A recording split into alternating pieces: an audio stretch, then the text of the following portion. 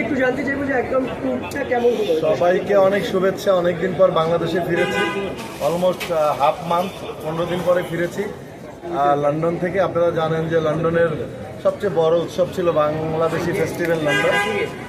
নিউজে next stage events নামে একটা কোম্পানিটা আয়োজন করেছে, বা যেটা CEO ছিলেন আব্দুল্লাহ আল মাহমুদ। এখানে আমি, জেমস ভাই পারফর্ম করেছি, তহিদ আফ্রিদি ছিল, আমরা পারফর্ম করেছি। তো ইট ওয়াজ ফ্যান্টাস্টিক। আপনারা দেখেছেন 26 তারিখ এবং 27 তারিখ, এবং কোনো লন্ডনে মাঠে, খোলা মাঠে প্রথম কোনো নায়ক পারফর্ম করেছে এবং টিকিট কেটে 2 দিনই টিকিট ছিল। 20 থেকে 25 হাজার বাঙালি ছিল। আপনারা ভিডিওগুলো দেখেছেন হয়তো বা। মানে বাঙালিদের ভালোবাসায় আমি মুগ্ধ। অনেক চিৎকার, অনেক বেশি আয়োজন, এত মানুষের সরাসরি সম্পৃক্ততা, ভালোবাসা, এটা আসলে ভুলবার নয়। এবং বাংলাদেশের সবচেয়ে বড় কথা, আমি বাংলাদেশের মাটিতে, লন্ডনের মাটিতে প্রথম আমি বাংলাদেশি ফ্ল্যাগ নিয়ে আমি দাঁড়িয়েছিলাম একদম দর্শকের মাঝখানে। বাংলাদেশের ফ্ল্যাগকে আমি রিপ্রেজেন্ট করেছি এবং এটা সবাই খুব প্রশংসা করেছে। এটা অনেক অনেক ভালো লাগার বিষয় ছিল।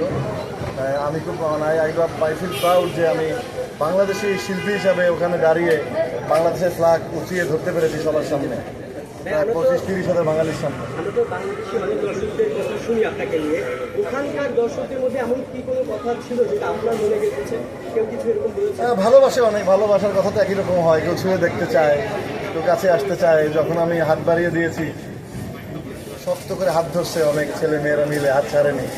এটা অনেক বড় ভালোবাসার ব্যাপার। মানে যে ফিলটা যে শিল্পী পায় তারই বুঝতে হবে। এটা আমি যে একাই পেয়েছি তা না, অনেক শিল্পীই হয়তো পায় প্রবাসীদের কাছ থেকে। এটা অন্যরকম ভালোবাসা। লন্ডনের মতো জায়গায়, স্টেডিয়ামে, মানে কানায় কানায় পরিপূর্ণ দর্শক, টিকিট কেটে এসছে 2 দিন, 2 দিনই পারফর্ম করেছি আমি। এবং এটা আসলে অবিশ্বাস্য। এবং আব্দুল্লাহ মাহমুদ, উনি যেখানকার অর্গানাইজার, নেক্সট স্টেজ, ওনাদের আসলে ধন্যবাদ দিতে হয়। তারা অনেক সুন্দরভাবে আমাদেরকে, এবং শিল্পী হিসাবে আমার যে অভিজ্ঞতা লন্ডনের খুবই ভালো। অর্গানাইজাররা সাধারণত শিল্পীদের সাথে অনেক সময় বিমাতাসুলভ আচরণ করে, খবর নেয় না। অনুষ্ঠানের পরে উনি যেভাবে আমাকে সময় দিয়েছেন, ভালোবাসছেন, শিল্পী হিসাবে আমি গর্বিত, সম্মানিত আমি ওনার কাছ থেকে। প্রবাসী দর্শক ছাড়া ওখানে লন্ডনের কোনো তরুণী আপনার সঙ্গে দেখা করতে এসেছে? অনেক অনেক এসছে, অনেক অনেক তাদের অনেক মধ্যে থেকে কি ধরনের কথা এসেছে? অনেক বিয়ে করবেন না, আপনি এভাবেই থাকেন, বিয়ে করলে আমাদেরকে করেন, বা বিয়ে করার দরকারই নেই, আপনি আমাদের মাঝে এরকম চিরকুমার হয়ে থাকেন।